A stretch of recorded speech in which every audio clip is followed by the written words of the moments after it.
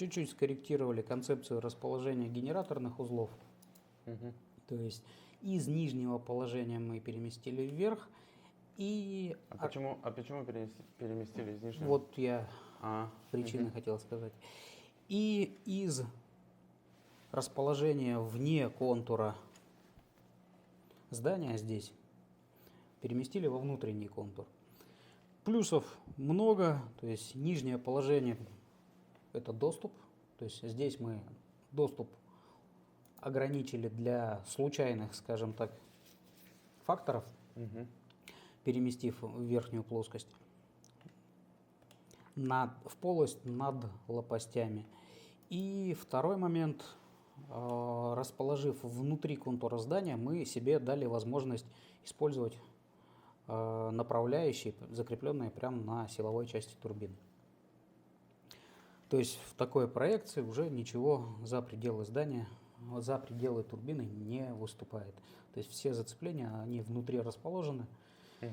И, соответственно, при транспортировке, при использовании мы можем уже опираться на размеры по внешней стороне этой силовой части. Вот. Но вот эти генераторы наверху только у нижнего блока, да? Нет, у всех. У всех, да? У всех, да. То есть это типовая, то есть следующий блок размещается просто сверху и все. И можно набирать необходимую высоту в пределах прочности этой конструкции. Вот. И, соответственно, расположение в такой полости дает нам некоторую свободу в размещении трансмиссии, то есть пути передачи вращающего момента от нашей ветротурбины. Здесь показано зубчатое зацепление, самое простое, доступное, но в будущем заменено будет на уже магнитную. Магнитное зацепление будет у нас? Ну, то есть фактически будет будет генератор встроен в конструкцию вот этой ветротурбины, то есть это в будущем. Это более правильный вариант, чтобы исключить потери энергии на механических вот этих преобразованиях. Ну, собственно. Но это прям новое. Ну, это в будущем. Это новое. Нет, примерно то же самое вы реализовывали в макете, только в маленьких габаритах. Да. А здесь, если мы говорим про магнитное зацепление, то есть мы с вами обсуждали, что вариант такой возможен. Наша ветротурбина, которая как-то вращается, будет являться частью магнитной системы генератора. Ну, собственно, здесь где-то расположена обмотка, как-то она здесь выведена. И, соответственно, эта обмотка будет... А какие преимущества будут у нас после такого, ожидаются? Какие ожидаются преимущества после такого решения? Во-первых, отсутствует механическая связь прямая между вращающейся деталью и генератором. То есть здесь у нас магнитный зазор будет, и все, воздушный зазор, то есть не магнитный силы. Здесь уже такая высокоточная конструкция потребуется. Потребуется, но она возможна. И в этом плане, даже если мы чуть-чуть снизимся по КПД, то есть за счет увеличения этих зазоров, но все равно это будет выше, чем КПД той механической части, которая есть. Ну, выше и надежнее. Я имею в виду круглогодичную эксплуатацию, то есть она уже не будет бояться там намерзания, всего остального. Шума не будет, потому что механических здесь взаимодействий не будет. И она будет более управляемая. То есть здесь мы изменением электрических параметров уже в более широком диапазоне сможем регулировать возможности этого генератора. Сейчас мы, получается, ограничены тем диапазоном параметров, которые предлагают стандартные генераторы. Вот. А здесь и количеством полюсов, и, собственно, организации возбуждения этого генератора. То есть здесь мы управлять будем в более широких диапазонах и более симметрично относительно съема нагрузки с нашего колеса. То есть здесь мы это можем по диаметру целиком генератора сделать. Но это, опять же, план на будущее, чтобы сразу знать, куда двигаться. Именно поэтому, опять же, была выбрана такая компоновка, что съем мощности мы здесь осуществляем не с вала, получается, а с периферийной части. Да. То есть это вот заранее, чтобы посмотреть на реакцию нашей системы ветротурбины на съем нагрузки в какой-то точке. А вот это из какого материала получается конструкция? Сейчас, если мы посмотрим на конструкцию, силовая часть это у нас стандартный стальной металлопрокат из того, что есть на рынке, чтобы ничего особенного не изобретать. Ротор выполнен из проката алюминиевого, тоже стандартные типоразмеры. Это несущая часть.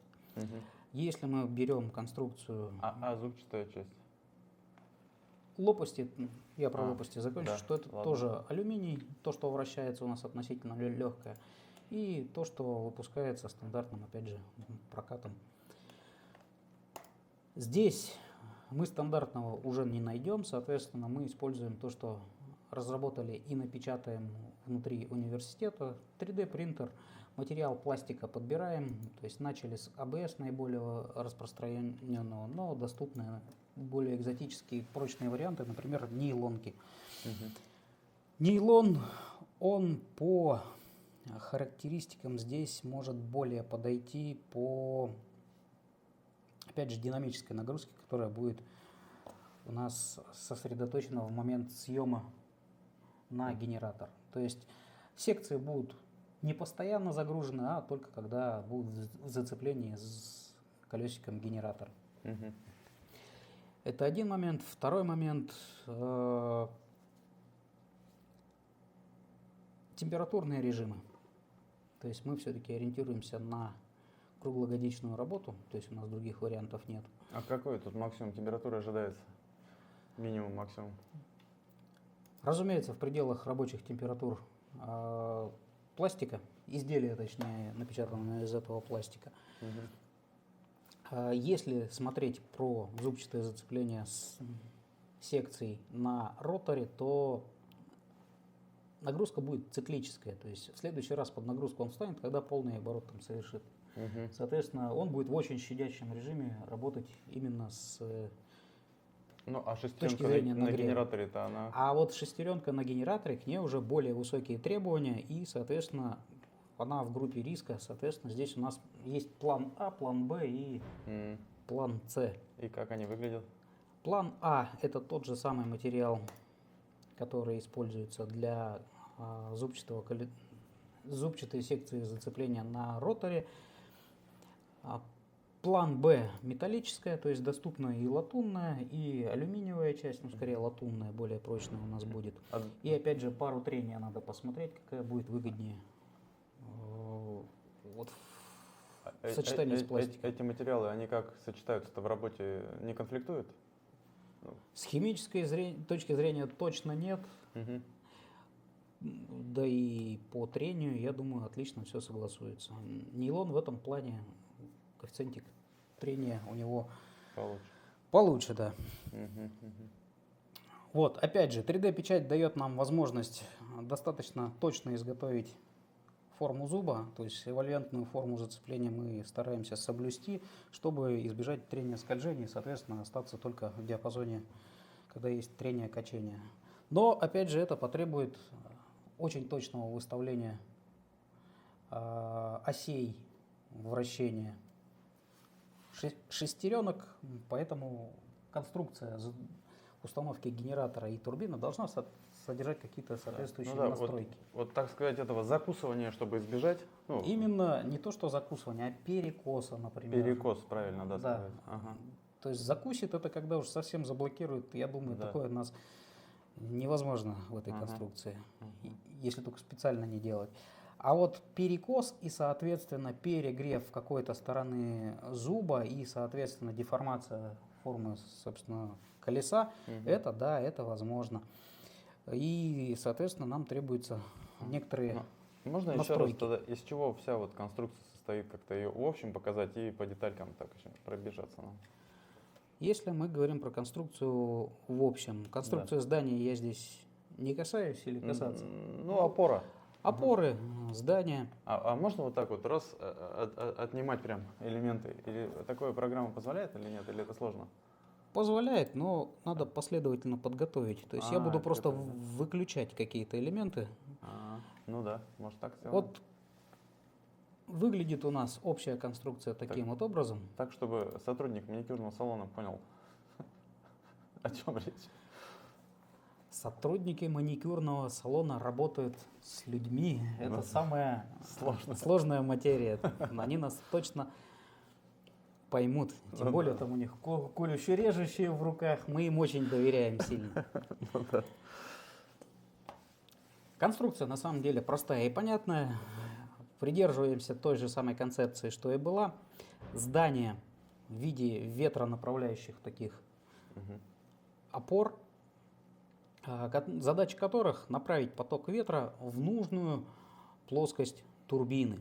Если мы смотрим сверху, поток ветра должен на нужную половину турбины к нам попасть. Конструкция здания, конструкция турбины выполняется независимо, то есть мы можем отдельно поставить здание, отдельно турбину. Опора турбины будет самонесущая силовая конструкция, которая также на грунт устанавливается, отдельно крепится. То есть теоретически можно построить башенку только из турбин. Сейчас я выключу тогда здание, чтобы у нас остались только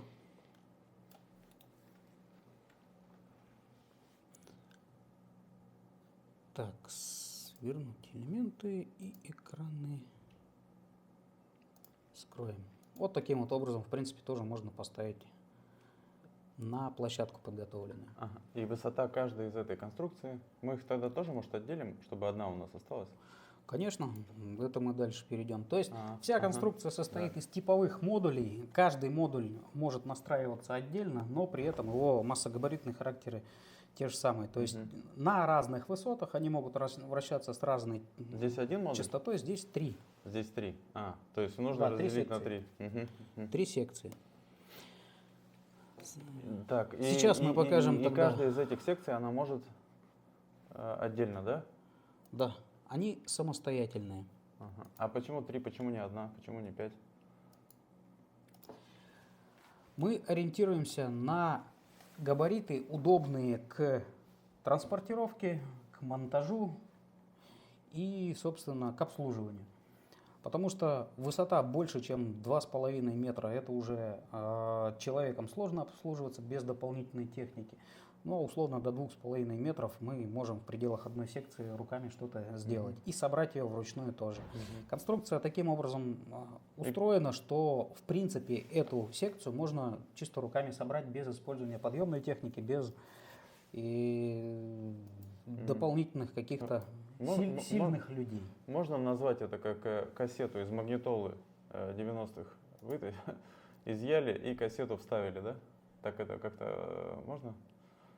Примерно. Ну, наверное, все-таки посложнее. Чуть посложнее, да? Чуть посложнее, но не сильно. Не сильно, но хорошо. То есть конструкция простая?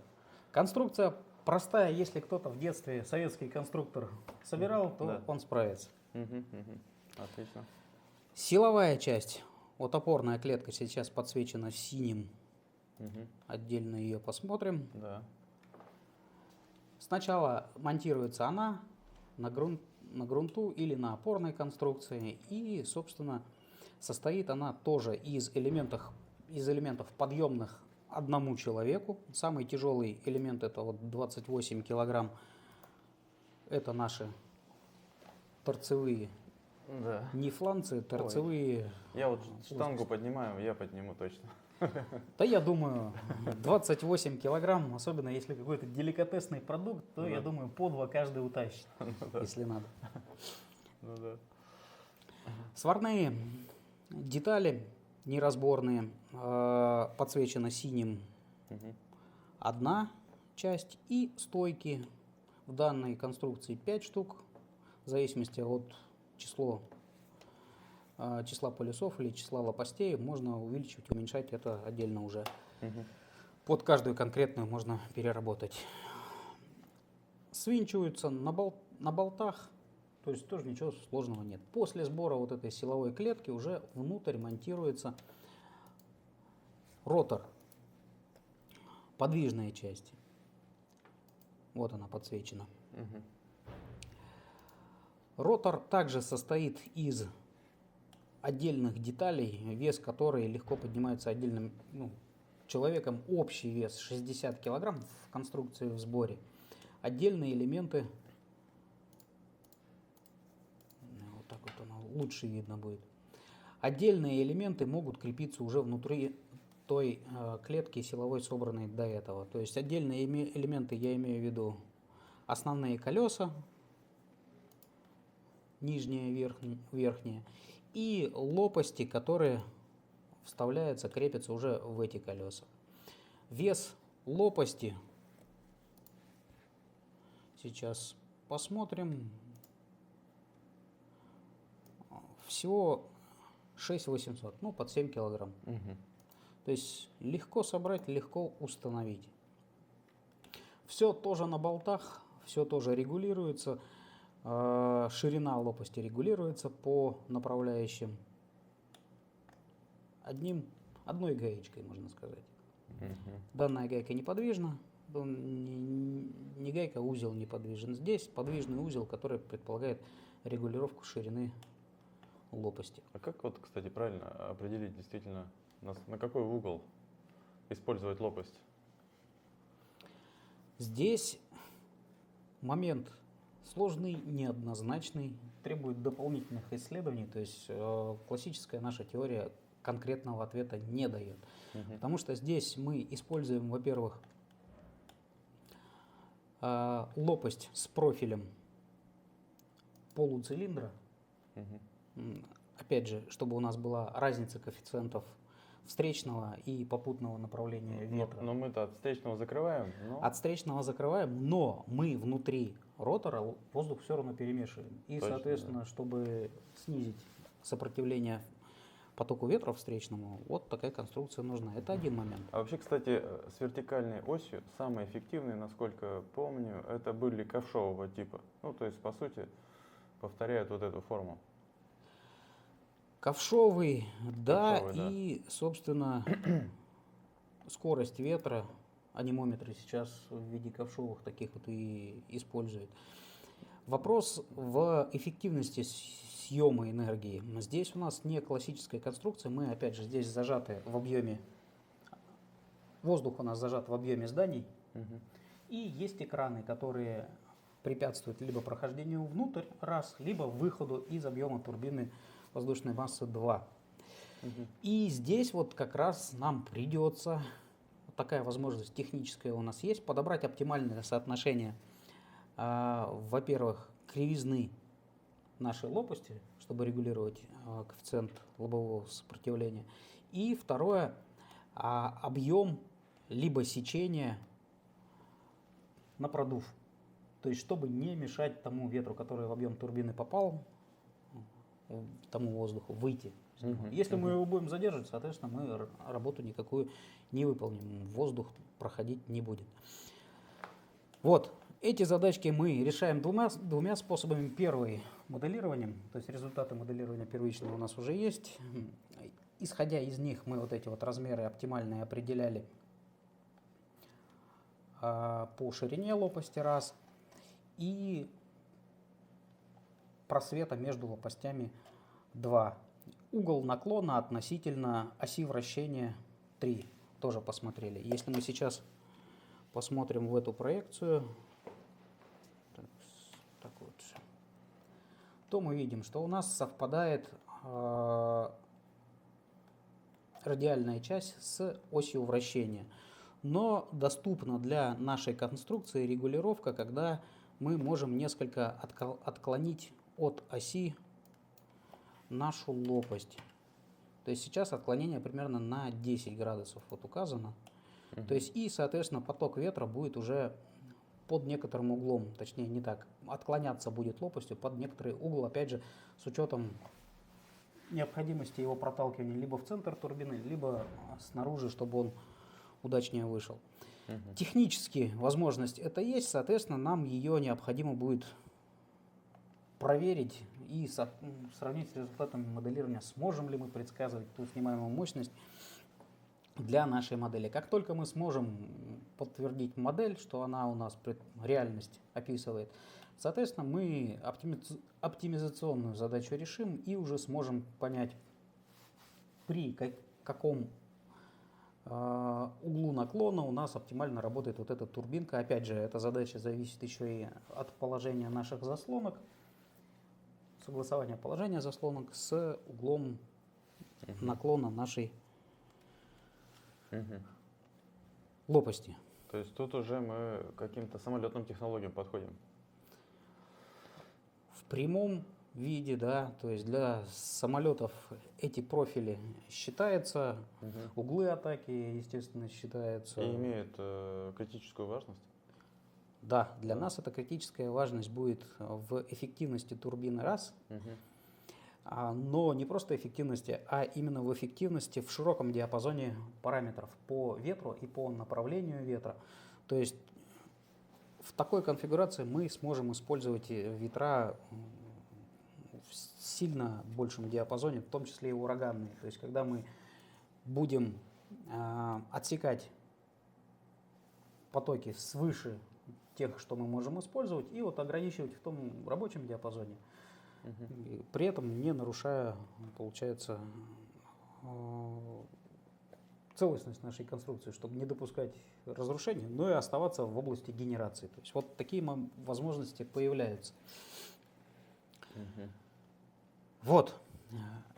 То есть работа не чисто техническая, здесь научной составляющей достаточно много, и плюс в том, что сейчас у нас доступны технологии, когда мы можем это дело смоделировать. То есть потоки ветра в каком-то сложном профиле, они до недавнего времени только в натурных экспериментах чаще всего определялись. Это ветротурбины, те, которые использовались. Если, может быть, помните картинки, туда навешивали на модельку ленточки, которые показывали, как ветер дует. И вот, соответственно, обдували конструкции таким способом. Сейчас мы уже с некоторой точностью можем использовать модельные какие-то вещи, расчетные программы. Причем, наверное, последние 20 лет такая возможность только начала появляться, 15, да, по-моему? Здесь даже меньше. Вопрос рядовым пользователям доступная. То есть это вот последние условные лет 10. То есть как раз программная часть и мощности компьютеров, доступные рядовому пользователю, они вот стали такую возможность разрешать. До этого, возможно, где-то оно считалось, наверняка считалось. Например, в автомобильном транспорте, когда профиль автомобиля, обтекание его вычислялось оптимально. Тоже использовали, конечно, использовали, но это был совершенно не рядовой случай. Может, соберем ее обратно, и Да, что-то еще будет, если рассказать, то это очень интересно. То есть состоит она, вот берем вот такой блок, сколько мы таких, 3 берем, да, получается? В нашем случае 3 таких блока, каждый из которых одинаковый, то есть они могут собираться под нужную нагрузку. Выстроили столбик,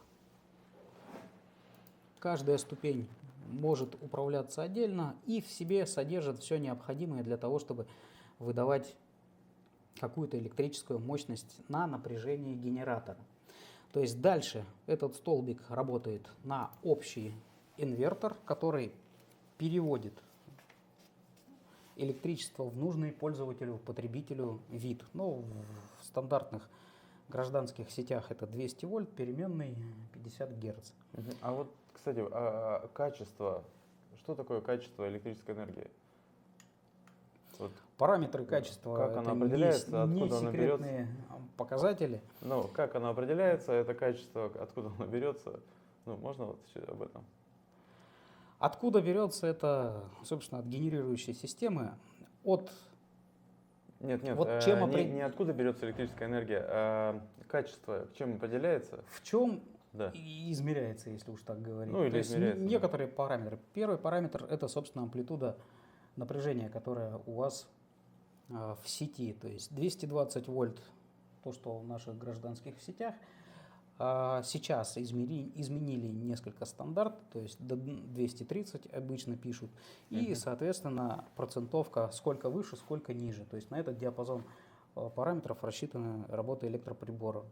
То есть если сильно ниже просадка напряжения будет, то мощность выдаваемая падает в квадрат. Для двигателей это критично. Микроволновки на это очень сильно реагируют. Просадка напряжения там условно до 180. Светиться будет, но нагрев внутри. То есть качество уже не определяется будет. стабильностью, получается?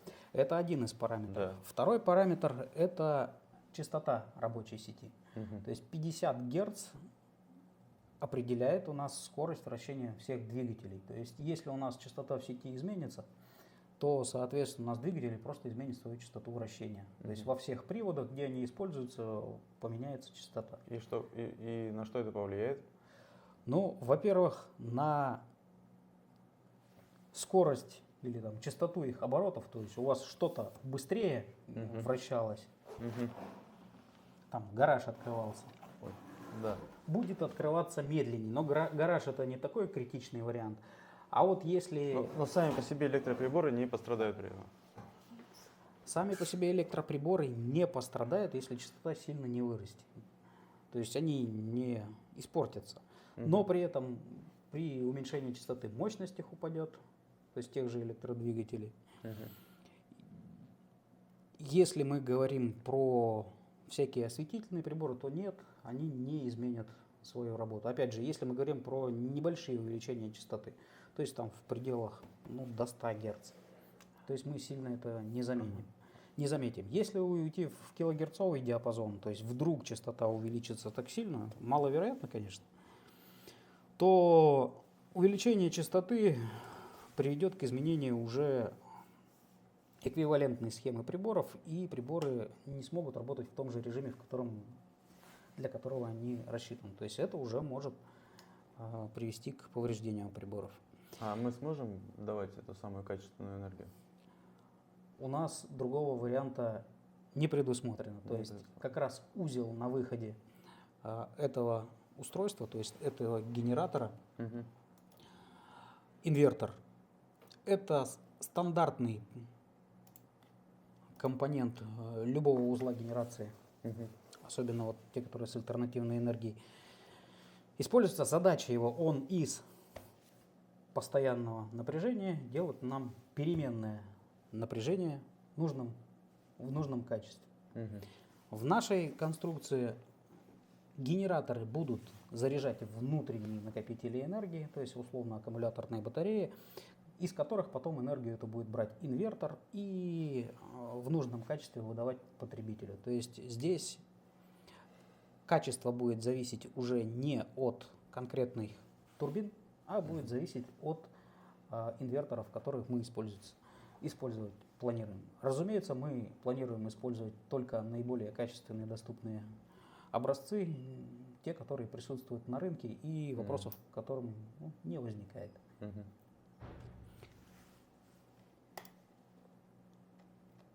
Суммируя, то есть такая компоновка позволяет нам, используя стандартные блоки, ступени, строить разные мощности электростанции для разных диапазонов среднегодового ветра, скорости ветра, либо разной мощности, просто увеличивая высоту здания. То есть поставив габариты. высоту. Вот если мы используем стандартный модуль, то мы сверху еще несколько турбинок можем поставить, и, соответственно, они приплюсуют свою мощность. Естественно, на высоте ветерок у нас повыше, то есть эффективность турбинки будет побольше. А если вот так